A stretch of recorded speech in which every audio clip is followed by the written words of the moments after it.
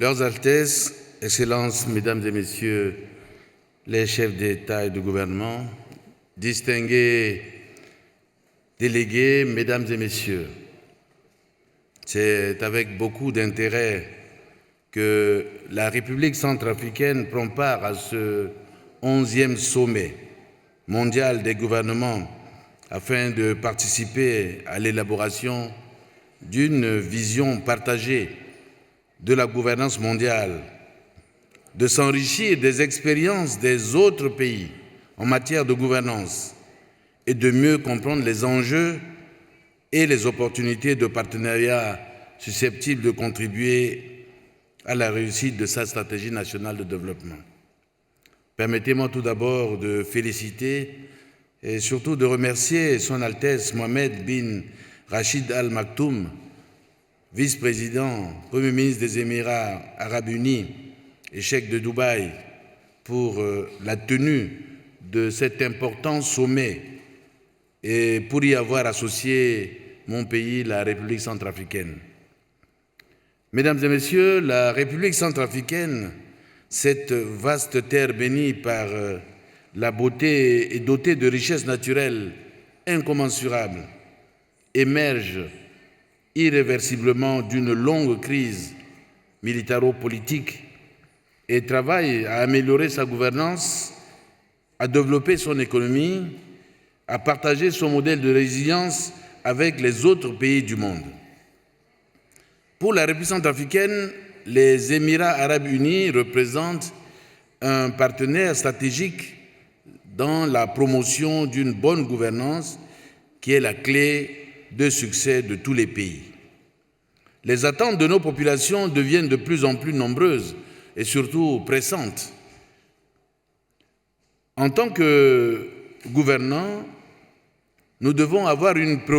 pour préoccupation la constante recherche du mieux-être de tous. Nous devons revoir nos manières de gouverner pour apporter des solutions innovantes et inclusives aux grands défis mondiaux tels que les chocs climatiques, les tensions géopolitiques et les défis sécuritaires, financiers, énergétiques et alimentaires sans précédent, qui plongent nos populations dans l'incertitude et surtout suscitent le doute sur les capacités de nos gouvernements à apporter des solutions idoines, inclusives, aux défis qui menacent l'existence même de l'humanité. En ce qui concerne mon pays, la République centrafricaine, si nous comptons aujourd'hui dans la sous-région d'Afrique centrale et prenons part activement dans la gouvernance mondiale, ce n'est pas seulement pour sa position stratégique et ses immenses richesses naturelles. Mon pays compte aussi pour ce qu'il est, pour ses valeurs et pour ses principes. C'est pourquoi nous sommes fiers de ce que nous sommes, un peuple pacifique, une nation résiliente qui cultive la tolérance, la fraternité et surtout le multilatéralisme. C'est aussi ce message de paix, de tolérance, de fraternité entre les peuples que nous sommes venus partager avec les gouvernements du monde dans cette belle cité de Dubaï. Mesdames et Messieurs, permettez-moi d'évoquer brièvement quelques défis importants qui ne sont pas sans conséquences sur la gouvernance mondiale et surtout sur mon pays. En effet, alors que nos pays se remettent difficilement des conséquences néfastes du Covid-19, l'absence de confiance entre les peuples, entre les gouvernements du monde et envers les organisations mondiales a exacerbé les tensions géopolitiques entre les grandes puissances et causé de nombreux conflits dans le monde. Mon pays, dont les efforts de relèvement économique ont été amenuisés par les effets néfastes du Covid-19, subit de plein fouet les conséquences de ces tensions géopolitiques entre les grandes puissances sur le marché mondial, notamment les prix élevés des produits de grande consommation tels que le pétrole brut, le gaz, les céréales, et les engrais. Outre les graves menaces à la paix et à la sécurité internationale provoquées par ces conflits, nous sommes tous interpellés par des phénomènes météorologiques extrêmes liés au dérèglement climatique tels que les inondations, les séismes qui ne cessent de causer des milliers de pertes en vies humaines et des dégâts matériels inestimables. Pour faire face à l'urgence climatique, mon pays a élaboré une deuxième génération de la stratégie nationale pour la réduction des risques de catastrophes et d'adaptation au changement climatique en tenant compte des nombreux défis de développement durable. Excellences, Mesdames et Messieurs, depuis le retour à l'ordre constitutionnel en mars 2016, la République centrafricaine participe pleinement à la gouvernance mondiale et met en place des stratégies pour promouvoir une croissance économique durable et diversifier son économie. Les principales stratégies portent sur les interventions humanitaires, c'est-à-dire sauver des vies et protéger les personnes vulnérables, le développement pour relever les défis structurels multidimensionnels nécessaires au déclenchement du processus de développement, et la paix, la sécurité, la réconciliation nationale pour réduire les besoins humanitaires, les vulnérabilités et les risques à long terme, tout en s'attaquant aux facteurs et aux causes sous-jacentes des crises. Ces stratégies et politiques seront intégrées dans notre nouveau plan national de développement 2024-2028 qui est en cours d'élaboration.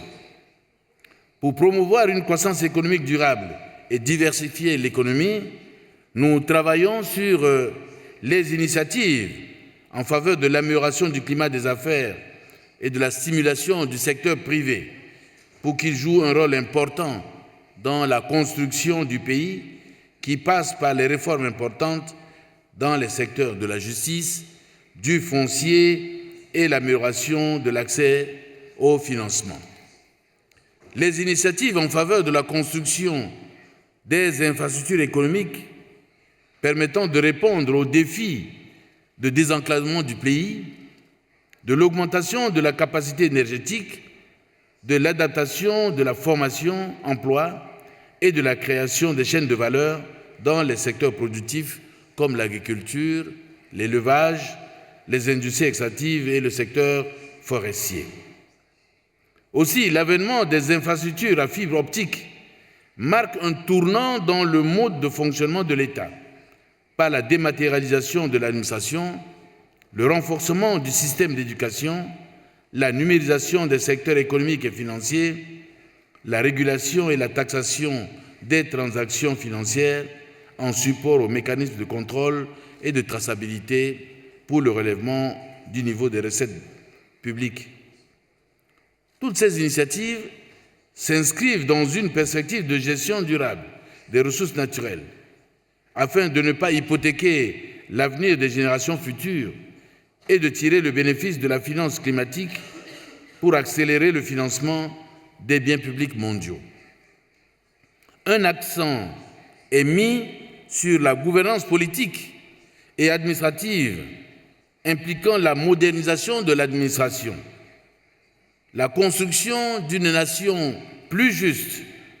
avec la mise en place des institutions fortes et surtout indépendantes, la restauration de l'autorité de l'État sur l'ensemble du territoire, puis la consécration de la décentralisation par l'organisation prochaine des élections locales non tenues depuis près de 40 ans. La Constitution de 30 août 2023, adoptée à plus de 95% et qui fonde la 7e République, donne un souffle nouveau et plus de stabilité et de souveraineté dans notre pays, de vitalité à notre jeune démocratie et crée les conditions de la relance économique du pays par la révalorisation du capital humain, de l'effort individuel et collectif, du mérite, de l'inclusion comme condition d'épanouissement personnel et collectif. D'autres actions et réformes audacieuses menées par le gouvernement visent à renforcer nos institutions, à promouvoir une société pacifique comme base de développement de notre pays, avec un accent particulier sur la sécurité durable et la défense du territoire national, incluant le programme de désarmement, la réforme du secteur de la sécurité, la paix et la réconciliation nationale. Le renforcement des institutions commence par la capacité de l'État à assurer l'ensemble de ses charges régaliennes. C'est une question de souveraineté, raison pour laquelle mon pays a engagé des réformes structurelles importantes pour une mobilisation accrue des recettes domestiques, conformément à notre nouvelle stratégie de gestion des finances publiques. Nous mettons un accent particulier sur la lutte contre la corruption, afin de rendre nos institutions plus crédibles, grâce à la loi sur la lutte contre la corruption promulguée en 2022 et qui a permis la mise en place du Comité national de lutte contre la corruption. La création d'une haute autorité chargée de la bonne gouvernance, une institution indépendante, chargée de veiller à la bonne gouvernance politique, économique et au respect des droits de l'homme, confirme notre volonté de placer la bonne gouvernance au sommet de la hiérarchie des priorités en République centrafricaine.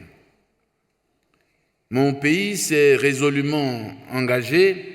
à faire de la bonne gouvernance un principe fondamental de la République en devenant, le 7 février courant, membre permanent du mécanisme africain d'évaluation par les pairs, en abrégé MAEP, dont le mandat consiste à s'assurer que les politiques et pratiques des États parties sont conformes aux valeurs convenues dans le domaine de la gouvernance. Le développement du capital humain est l'objectif majeur de ma vision et passe nécessairement par l'amélioration des conditions de vie de nos populations. Il est donc essentiel de pouvoir les protéger, les éduquer, les soigner, les nourrir et leur offrir des perspectives d'avenir. Pour pérenniser ces réformes, des initiatives ont été mises en place pour développer le capital humain et assurer l'inclusion de toutes les communautés dans la trajectoire de croissance du pays. Elle porte notamment sur la souveraineté alimentaire, l'accès au système de santé sur toute l'étendue du territoire, la reconstruction et le renforcement du système éducatif, la fourniture de l'eau potable à l'ensemble de nos populations et de l'énergie nécessaire au processus de transformation, la révalorisation de nos formations techniques et professionnelles afin de garantir la disponibilité de main-d'œuvre qualifiée à toutes les étapes des chaînes de valeur, résolvant ainsi la problématique du chômage des jeunes et de l'autonomisation des femmes. Et ensuite, la mise en œuvre de notre politique de décentralisation, assurant ainsi un développement homogène des régions et une meilleure redistribution de la richesse. L'ensemble de ces efforts associés à notre approche fondée sur le dialogue permanent, l'inclusion et la bonne gouvernance contribuent à renforcer la République centrafricaine dans sa marche vers la paix, la sécurité, avec son peuple uni et réconcilié. Je voudrais saisir cette occasion pour lancer un appel à tous les partenaires financiers à sortir des sentiers battus pour proposer des instruments financiers innovants permettant d'accélérer la mise en œuvre de ces stratégies politiques, programmes et actions en faveur du développement de la République centrafricaine. Parallèlement à ces réformes, nous avons diversifié notre coopération en mettant l'accent sur une diplomatie porteuse de la croissance économique et mutuellement bénéfique. C'est cette volonté inébranlable de partager, comme tous les autres États du monde, à la gouvernance mondiale qui nous porte à refuter en toutes circonstances la diplomatie coercitive, punitive et unilatéralisme visant à asseoir l'hégémonie des grandes puissances sur les pays économiquement faibles comme le nôtre, par l'entremise des leviers et des mécanismes de représailles bien huilés tels que les embargos, les sanctions économiques et financières, l'instrumentalisation des institutions financières internationales. Je conclus en rappelant que la République centrafricaine continuera à plaider pour un multilatéralisme inclusif, pour une croissance mutuellement accélérée, pour un ordre mondial équilibré et pour que les différends mondiaux soient relevés en mettant un accent particulier sur la paix, la sécurité internationale, le respect de la souveraineté de chaque État, la non-ingérence dans les affaires intérieures des États et le développement de chaque État. Je réitère, pour finir, mes vives félicitations aux Émirats arabes unis pour l'organisation réussie de ce sommet et souhaite plein succès à nos travaux. Je vous remercie.